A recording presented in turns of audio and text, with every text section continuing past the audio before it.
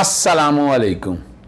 मोहम्मद अज़हर सिद्दीक अपने programme political diaries के साथ हाजिर खिदमत है। शहीद मिल्लत का लफ्ज़ कह दें, शहीद कौम कह दें।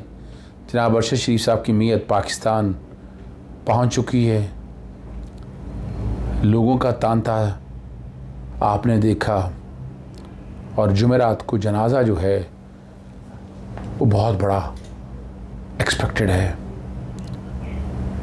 मेरा जहाँ तक ख्याल है, जब मेरे तक जो इन्फॉर्मेशन है, सिर्फ इस्लामाबाद नहीं, आप ज़हनी तौर पर तैयार रखिएगा, आसपास के इलाके भी हैं। मैंने कई दोस्तों से पूछा है जो कराची से हैं, गिलगित बल्तिस्तान से हैं, कश्मीर से हैं, समझे पाकिस्तान के बहुत से हिस्सों से, मियाँ वाली से, इन इलाकों से, बहुत से इलाकों से जो है ना वो पहुँचेंगे।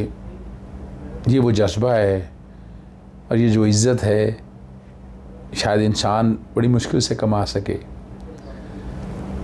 अरशद शरीफ को जो इज़्ज़त मिली है वो माफियाज के ज़िम्मे नहीं है, याद रखिएगा। मैंने पहले इमरान खान साहब की तकरीर की बात करनी थी, लेकिन बात कुछ और शुरू हो गई, कुछ और ज़हन में आ गई।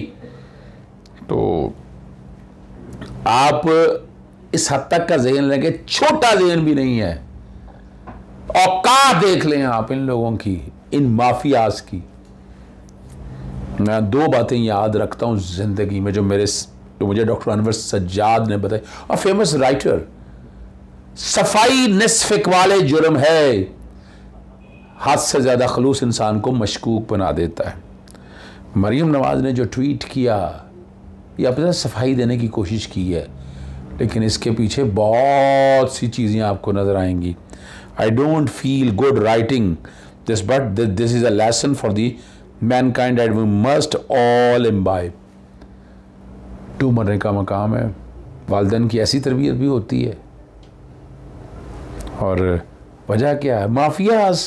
और माफियाज क्या हैं? और इसके जवाब में मैं कुछ नहीं कहना चाहता। जो लोगों ने लफ्ज़ लिखे हैं, जवाब हमारी बहन जवेरिया सिद्दीक ने बहुत खूबसूरत दिया है। अरशद साहब की मिसेस हैं, बड़ी हिम्मत वाली खातून है, हमारी बहन है, अक्सर स्पेसेस में हमारा रब्ता रहता है उससे, वैसे फ़ोन पे गुफ्तगू रहती है। बड़ा एक मुश्किल वक्त गुजारा ये सो कॉल्ड लिबरल्स, जहाँ सुमेरा के लिए मसाइल पैदा किया है, जवेरिया के लिए जो बातें लिखते रहे खातून के तौर पर, इन्होंने बहुत मुकाबला किया। एक ये खातून है। और मैं साथ साथ जो है ना आप लोगों के लिए बैकग्राउंड पे वो भी चला दूंगा। अरशद शरीफ का इतना बड़ा जहन था, तकलीफ़ें, मुश्किलें, मरियम बीमार हैं, सफदर कुलसूम बेड पे हैं, मैं शायद इतना ना इत्तेफाक करूं, उसमें उनके सारे ट्वीट जो है ना, कोई 9 के करीब ट्वीट, ये बड़ापन है अरशद शरीफ का। और ये औकात है ऐसे लीडरों की, ये सिखाया गया है इन लोगों को। और मेरा दीन तो देखो तुम्हें समझ आ जाए। और अब आपके सामने रात मैंने बता दिया था, जुडिशल कमीशन के हवाले से ही मैंने बात कर दी थी आपके साथ, और बड़ी डिटेल में मैंने गुफ्तगू की थी। और वहाँ से आपने अंदाज़ा लगा सकते हैं। हाँ, यहाँ चूँकि हाई कोर्ट का कहा है, मेरा ख्याल से सुप्रीम कोर्ट का जज होना चाहिए। और अभी तक मुकदमा, मैं बार बार जिक्र करता हूँ मुकदमा दर्ज का, अभी तक मुकदमा दर्ज नहीं किया। वर्षा को चाहिए उठ खड़े होकर सामने आए, मुकदमा दर्ज करें नॉमिनेट जहाँ जिसको नॉमिनेट करना है। लेकिन वालदा साहिबा हैं ना, उनकी मिसेज में से मेरा ख्याल है जवेरिया बहन से पता नहीं फैमिली में क्या डिसीजन होता है, हम लोग कौन होते हैं, लेकिन हम बता दें आपको, मुकदमा दर्ज हो सकता है, बड़ी सख्ती से इसे निपटा जा सकता है ऐसे लोगों को। ये तो अगर देखा जाए तो मैंने तो बता दिया, सफाई निस्फ इकबाल जुर्म है। चले मैं अभी आपको लेके चलता हूँ ज़रा, इससे बड़ा जो अहम इशू है। इमरान खान साहब कल लाहौर में भी रहे, प्रेस ब्रीफिंग भी की, लेकिन पेशावर के अंदर उन्होंने वोकला से बहुत खूबसूरत बातें की। साथ उन्होंने कहा कि अरशद शरीफ की जो है ना वो टारगेट किलिंग की है। और ये भी उन्होंने कहा कि मुल्क जिस मरहले पर खड़ा है ये सबके लिए चैलेंज है। लॉन्ग मार्च के लिए मेरा आज़म कभी इतना तगड़ा है जितना अब है। और मुहब्बत वतन अरशद शरीफ के बारे में कहा, मुल्क का दर्द शायद ही कोई रखता हो जितना अरशद शरीफ रखता था। वो पाक फ़ौज के साथ खड़ा होता था और आज काम उसके लिए ना खड़ी हुई तो हम और जानवरों में कोई फ़र्क नहीं रह जाएगा। और ज़मीर की कोई कीमत नहीं थी उसकी, कोई लिफाफा नहीं दे सकता था। सहाफ़त में सबसे ज़्यादा अरशद शरीफ की इज़्ज़त करता था। मुझे अरशद शरीफ की शहादत पर अफसोस है। पूरी कौम को अरशद शरीफ को सलाम करना चाहिए। ठीक है, उन्होंने यह भी कहा कि अरशद शरीफ को धमकियाँ दी गई, पैसों से ख़रीदने की कोशिश की गई, लेकिन वह पाकिस्तान के मफाद के लिए खड़ा होता था। पाकिस्तान को लूटने वालों का सच सामने लाता था। मुझसे कोई काम गलत हो, अरशद शरीफ मुझ पर तनकीद करता था। उसे कोई ख़रीद नहीं सकता था, ना डरा सकता था। उनका अरशद शरीफ को कत्ल करके दूसरों को डराया गया।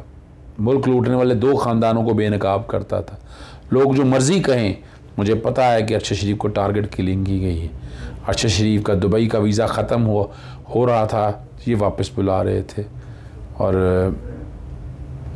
इमरान खान साहब ने जो सारी चीज़ें रखी हैं आपके सामने, उन्होंने अपने तौर पर कहा कि जब तक वो ज़िंदा हैं वो ज़ालिमों से मुकाबला करते रहेंगे, इंसाफ कायम करने के लिए सब साथ खड़े हों। और इंसाफ से खुशहाली आती है। मुल्क का आइन और कानून जो है ना कमज़ोर को तहफ़्फ़ुज़ फराहम करता है, ताकतवरों को NR और कमज़ोर को जेल भेजते हैं। बहुत सी गुफ्तगू की है इमरान खान साहब ने और बड़ी सफाई के साथ, वजाहत के साथ चीज़ें रख दी हैं। इमरान खान साहब लॉन्ग मार्च की तैयारी कर रहे हैं। अब लॉन्ग मार्च का डिसीजन ये लेना है कि chief of the army staff की तैनाती पे होना है, बाद होना है या पहले होना है, ये डिसीजन उन्होंने ले लेना है। और उन डिसीजन को सामने रखते उनकी प्लानिंग ऑलरेडी है। पंजाब में बलदियाती इलेक्शन के हवाले से समाअत हुई और यहाँ बड़ा EVM ओवरसीज़ पाकिस्तानियों के हवाले से मसला उठाया जा। आप जानबूझकर EVM डाल रहे हैं कि मसला बने। चीफ इलेक्शन कमिश्नर पंजाब बलदियाती इलेक्शन पर रिमार्क्स दिए और आपको लगता है कि इलेक्शन EVM पर हो सकता है। आप जानबूझकर EVM डाल रहे हैं कि मसला बने, जानबूझकर। और ये आपको अपनी सियासी क़यादत को गाइड करना चाहिए। पंजाब में बलदियाती इंतखाबात के हवाले से हम ऑर्डर पास करेंगे। और सिकंदर सुल्तान राजा ने 3 रुकनी बेंच ने समाअत की। Secretary election commission, chief secretary Punjab और स्पेशल सेक्रेटरी इलेक्शन कमीशन ने कहा कि पंजाब में 2 बार हल्का बंदियाँ कर चुका, अब तीसरी मरतबा हल्का बंदा करनी होगी। हल्का बंदियों के लिए रूल्स की कॉपी दरकार है। और आपको पता है डिमार्केशन ये तय करना होता है ना, 25,000 आबादी पर एक यूनियन कौंसिल बन जाएगी। अब उन्होंने कहा जी पंजाब हुकूमत को ख़त लिखेंगे कि हमें दस्तावेज़ दरकार हैं, फराहम की जाए। पंजाब में 30 हल्काबंदी मजाक नहीं है। क्या इलेक्शन कमीशन पुरानी हल्काबंदी पर नहीं करा सकता? अगर करा सकता है तो शेड्यूल जारी करे। इलेक्शन कमीशन ने देखना है वो पुराने कानून पर बलदियाती इंतखाबात करा सकता है, पुराने कानून पर इंतखाब हो सकता है तो आज ही बलदियाती इंतखाबी शेड्यूल जारी करेंगे। नए कानून पर इंतखाबात कराने हैं तो चीफ सेक्रेटरी यकीन दहानी कराएँ। कोई हुकूमती बलदियाती इंतखाबात नहीं कराना चाहती, कोई भी है हुकूमत। और सेक्रेटरी इलेक्शन कमीशन, आप सुप्रीम कोर्ट को दोबारा खत लिखें। आप इलेक्शन कमीशन चीफ सेक्रेटरी को हिदायत जारी करें, ऑर्डर पास करें। चीफ सेक्रेटरी पंजाब ने कहा कि पंजाब असेंबली ने नया बिल मंजूर कर लिया, वो 10 दिन में कानून बन जाएगा। नए कानून के मुताबिक हम टाइमलाइन फॉलो करेंगे। और EVM पे स्ट्रेस रहा और स्ट्रेस रहना चाहिए इनका, इसके बगैर मुमकिन नहीं है। पंजाब में तो आपको कम से कम आपकी मर्ज़ी है ना जी, पंजाब में तो आप इस तरह नहीं ना कर सकते ना। पंजाब में तो आपको EVM पे इलेक्शन करवाने हैं और होने चाहिए इलेक्शन। और ये ओवरसीज़ वालों को, ओवरसीज़ पाकिस्तानियों के लिए बहुत बड़ी खबर है कि पंजाब खड़ा हो गया है, हुकूमत पंजाब खड़ी होगी कि EVM पे इलेक्शन कराए और ये कराना चाहिए उन्हें। EVM टेस्ट केस पे मैं तो बड़े असर से कह रहा हूँ, मैं तो ज़िमनी इलेक्शन में भी कहा था, तो बल्दियाती इलेक्शन में करा दें। तो और यानी दरखास्त लाहौर हाईकोर्ट में पेंडिंग पड़ी हैं, ये भी याद रखिएगा। वज़ीर आज़म जो शहबाज शरीफ की रमज़ान शुगर मिल को NOC जारी न करने के खिलाफ दरखास्त पर समाअत है। 15 नवंबर को वकला को मज़ीद दलाल देने की हिदायत जारी कर। जस्टिस अनवारुल हक पन्नू रमज़ान शुगर मिल की दरखास्त पर, हमारे जब साबका सदर रहे हैं अनवारुल हक पन्नू साहब, नारोवाल से ताल्लुक़ है और जब वकील थे तो सियासी जमातों से बहुत से ताल्लुकात हैं इनके, इसमें तो कोई शक नहीं है। फिर हमारा जो एक ख़ास प्रेशर ग्रुप है यहाँ पर वकला के हवाले से, वहाँ एक फ़ाल किरदार रहा इनका। और वो प्रेशर ग्रुप वो किसी भी तरह से जो है ना वो बार में भी इन्वॉल्वमेंट रहती है और उन्हीं में से लोग जो है जजेस भी बनते हैं। बाद में गिला इनका रहता है कि जजेस मेरिट पे नहीं आते, जजेस और ये तो हम सारा कुछ देखते रहे हैं ना जी हम, और ये सारा कुछ है। और बड़ी हैरानगी होती है इस हवाले से। मैं कल एक केस में था, तो सीनियर जज बैठे हुए थे। हमने तो बड़ा कुछ सीखा है। हमने हमेशा देखा है कि जब सीनियर जज गुफ्तगू कर रहा हो, जूनियर जज उसमें मुदाखलत नहीं करता। ये महज सिखाया जाता है, और मुदाखलत भी ज़्यादा नहीं होती है, और अपने आप को बहुत इंपॉर्टेंस, यानी हमेशा जो है ना, यही तो फ़र्क है ना। हमारे बोकला में आज भी चले जाए हम, जब मैं आज माशाल्लाह मेरी जितनी एज होगी, मेरे सामने कोई सीनियर आ जाए तो मैं कुर्सी छोड़ देता हूँ। तो ये बड़ा फ़र्क पड़ता है इन चीज़ों का। और वहाँ लगा जी सियासी बुनियादों पर NOC जारी नहीं किया जा रहा। रमज़ान शुगर मिल को NOC जारी करने का हुक्म दे, और 15 नवंबर को वकला को मज़ीद दलाइल देने की हदायत कर दिया जी। लाहौर हाई कोर्ट में 2 मुलजमान की मनी लॉन्ड्रिंग केस में ज़मानत बाद अज़ गिरफ्तारी की दरख्वास्त पर समाअत हुई। अनवारुल हक मोहम्मद यूसुफ की बाद दरख्वास्त ज़मानत जो है ना, वो मंजूर कर ली है। 5-5 लाख रुपये में चलके जमा कराने का हुक्म दिया। जस्टिस वहीद खान ने मुलजिम अनवारुल हक मोहम्मद यूसुफ की दरख्वास्त पर समाअत की। मुलजिमों ने 6,50,000 रुपये की रिकवरी हुई है। चले, मनी लॉन्ड्रिंग केस में FI वालों का क्या अमल दखल होगा। मुलजिम का 18 साल का ईमेल का रिकॉर्ड, कहते हैं जी हमने रिकवर किया है। 1 करोड़ की ट्रांजैक्शन एक दिन में होती रही। इनके अकाउंट में कितनी रकम है और कितनी प्रॉपर्टी ख़रीदी? उन्होंने कोई प्रॉपर्टी नहीं ख़रीदी। उसके अकाउंट में 1,50,000 रुपये हैं। FI झूठा केस बनाकर गिरफ्तार करना चाहती है, ज़मानत मंजूर की जाए। FI की जानिब से मुलजिमों पर 5/247 का मुकदमा जो है ना, 2247 का जो मुकदमा है वो दर्ज कर रखा है। सियासी जो हालात हैं आपके सामने बहुत बुरे हैं इस वक्त। सियासी जमातों से मईशत कंट्रोल नहीं हो रही है, और डॉलर पकड़ा नहीं जा रहा आपके सामने है।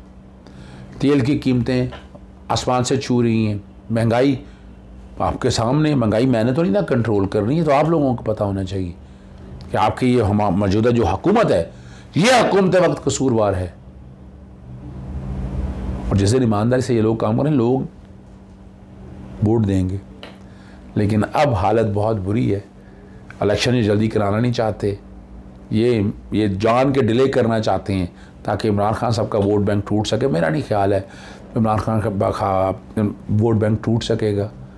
और बाकी आप इंशाअल्लाह उल अज़ीज़, हाँ आखिर में जो बात मैं गुफ्तगू करना चाहता हूँ, आज़म मजीद तरार साहब ने इस्तीफ़ा दे दिया कल, और आपको पता है हमने बड़ा आवाज़ पर कहा था कि एजेंडा था जो अवारी में प्रेस कॉन्फ्रेंस हुई, इदारों की बदनामी की, इदारों को धमकियाँ दी, और मेज़बानों में थे। बाद में वजाहतें देते रहे कि जनाब जो बीच में चंद लोग आए उन्होंने आके नारे लगाए हैं, लेकिन मंजूर पश्तीन का क्या कहेंगे, जिनको खुद बुलाकर स्टेज पे बिठाकर, और वहाँ हमारे जस्टिस काजी फाइज साहब भी बैठे हुए थे, और जिस तरह की गुफ्तगू वहाँ होती रही है। माफ़ी नहीं मांगी, माफ़ी मांगे ना कौम के साथ बैठकर, और इसका नुकसान इन्हें बार एसोसिएशन के इलेक्शन में भी होना है। जिस तरह सुप्रीम कोर्ट बार एसोसिएशन पिछले साल भी आपने देखा है सियासी तौर पर इन्वॉल्वमेंट रही है, यहाँ भी यानी पाकिस्तान बार काउंसिल का सुप्रीम कोर्ट बार एसोसिएशन का प्लेटफॉर्म लगा के, और आप आसमान जहांगीर फाउंडेशन यानी क्या कहना चाहते हैं? और मेरा मुल्क के लिए बताएं क्या करते हैं, क्या कुछ किया वो बताएं आप, ये ना बताएं आप। ये नहीं चल सकती, ये दाल रोटी नहीं बिक सकती इस तरह से। प्रोग्राम जल्दी खत्म करना चाहता था, लेकिन एक चीज़ तो रहेगी कि फैसल मस्जिद में फ्रंटियर कांस्टेबलरी कह दें या सिंध से जो पुलिस आई, वहाँ पड़ाव डाला हुआ है। मस्जिद की बेहरमती कह दें, आप क्या कह सकते हो, चले पड़ाव डाला हुआ है, लेकिन ये अच्छा नहीं है। तस्वीरें बैकग्राउंड पे चल रही हैं, क्या इंप्रेशन दे रहे हैं आप?